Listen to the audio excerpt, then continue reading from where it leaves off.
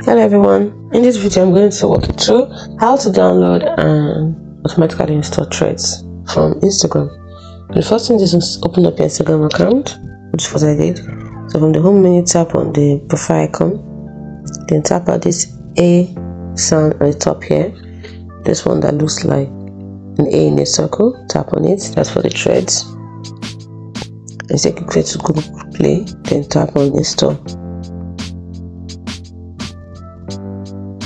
Now I'm installing the threads from Instagram. Give it a few seconds and to install the threads from Instagram. Still installing.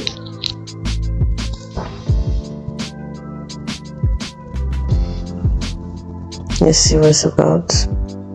This is it.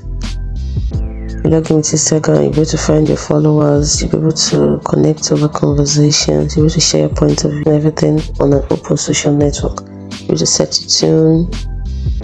Those are the advantages of threads. Not yet, almost there.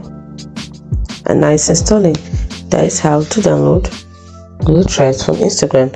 Hope you found this video helpful. If you did, do not forget to like and subscribe for more. So once this is installed, it will open up. That's it.